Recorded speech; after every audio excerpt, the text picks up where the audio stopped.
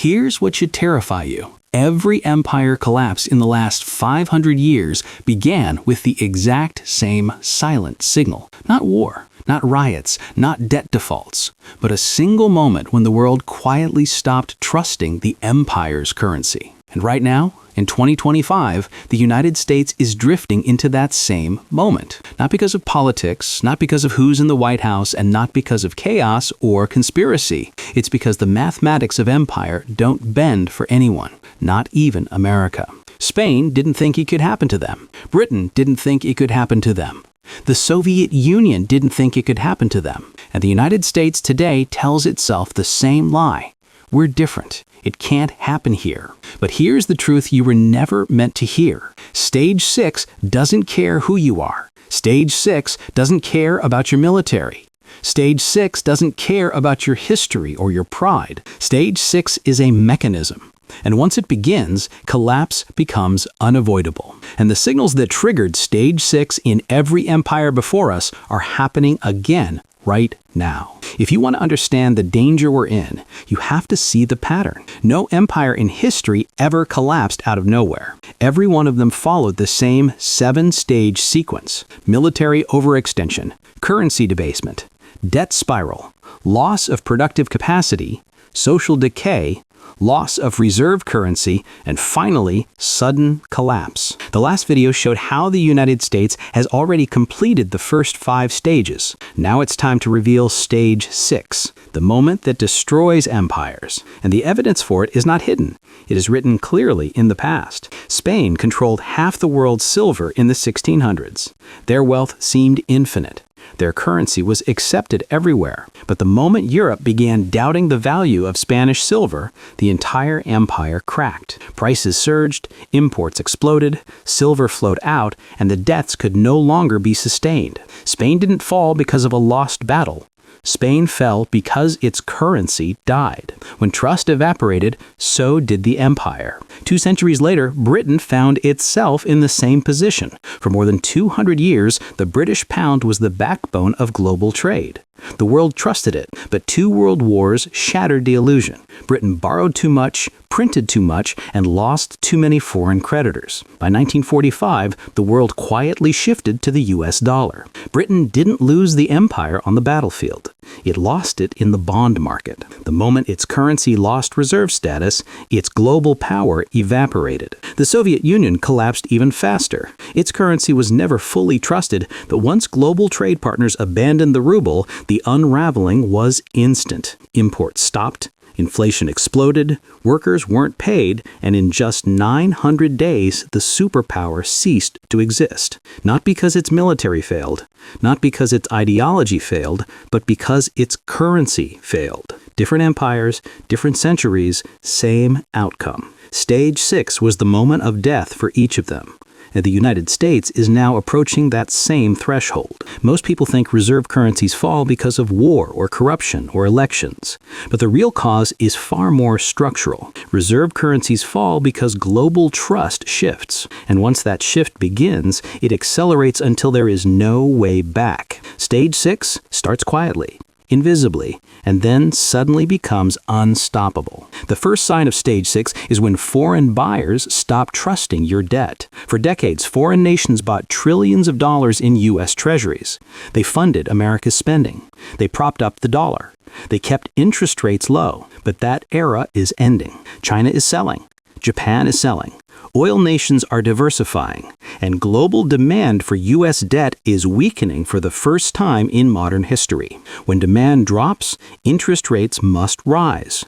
When interest rates rise, the empire begins to suffocate under its own debt. This is exactly what destroyed Britain and Spain before us. The second step of Stage 6 is even more dangerous. Global trade begins to move away from your currency. A reserve currency is only powerful as long as the world uses it. Today, more and more nations are settling oil in yuan, rupees, and rubles. Russia and China no longer rely on the dollar for trade. BRICS nations are testing shared settlement systems. Central banks are buying gold at levels not seen since the 1950s. When trade moves away from your currency becomes optional. When it becomes optional, it becomes unstable. That is the trigger of stage 6. The third step is the tidal wave that no empire can stop. Dollars start flooding back home. For 70 years, US dollars flowed outward across the world because they were needed everywhere. They were the backbone of trade, energy markets, global banking, and sovereign reserves. But once trust weakens, the direction reverses. Dollars rushing back into the United States. And here's the problem. The U.S. economy cannot absorb the trillions currently held abroad. When they return, inflation spikes, interest rates jump, liquidity evaporates, and the dollar weakens even faster. This same reversal destroyed Britain in the 20th century and Spain in the 17th century. The fourth step of the mechanism is political but unavoidable. The government starts printing money to survive. When debt costs skyrocket, when investors hesitate to buy bonds, and when currency value declines, governments do what they have always done. They print. They borrow more. They debase the currency, not because they want to, but because they have no other choice. Printing money no longer stabilizes the system. It signals that the system is failing. Every newly printed dollar whispers the same message to the world. We are desperate, and desperation erodes trust even faster. Finally comes the fifth step, the psychological break. The moment confidence shatters. And this moment always arrives suddenly. A failed bond auction, a major downgrade, a geopolitical shock, a foreign government dumping reserves, a banking panic. The trigger itself doesn't matter. What matters is the chain reaction. Confidence collapses instantly. What looked stable the day before becomes unrecognizable the next morning. When the world stops believing in a currency, the empire that depends on that currency ends. Stage 6 is not gradual. It is sudden. Here's what most people never realize. This isn't mismanagement. This isn't chaos. It's the architecture of the system. The global monetary structure was built in a way that guarantees eventual collapse because it rewards debt expansion, dependency, and financialization. Ordinary citizens lose everything when reserve currencies fall. But elites, they reposition before the collapse becomes visible. They move from currency to assets, from bonds to commodities, from dollars to gold, from domestic exposure to global shelters. They are already hedging against the dollar's decline, quietly, strategically, and early. Central banks are buying record amounts of gold.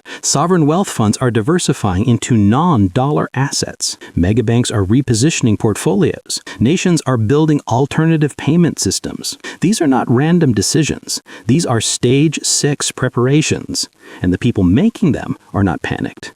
They're informed. For you, the question is simple. What do you do before stage 7 arrives? You cannot stop stage 6. You cannot vote it away, but you can avoid being blindsided by it. Collapse does not destroy wealth. It transfers it. The people who survive empire collapses are the ones who understand this. So here's what every survivor of Spain, Britain, and the Soviet Union would tell you. Don't hold all your wealth in currency. When reserve currencies weaken, cash loses purchasing power faster than people expect. Inflation is not an accident. It's the disguise for collapse. Minimize exposure to long-term debt. When interest rates spike, debt becomes a trap that can destroy households, businesses, and governments alike. Favor real assets over paper promises. Currency melts. Hard assets endure. And most importantly, understand incentives, not headlines. Governments will never publicly admit they are in stage 6. They can't. Confidence is their last defense. But markets know. Institutions know. Central banks know. And now you know. Watch the signs, not the politics. Stage 6 is structural. It is mathematical. It is historical. And if history repeats, and it always repeats, stage 7 arrives much faster than anyone expects. Spain took centuries. Britain took decades. The Soviet Union took 900 days. The United States is more indebted, more globalized, more leveraged, and more financially interconnected than any empire before it. When stage 7 arrives, the speed of collapse will be unlike anything the world has ever seen. If this opened your eyes to the moment we're living through, subscribe, because once this pattern accelerates, you'll want to understand exactly what just happened and how to survive what comes next.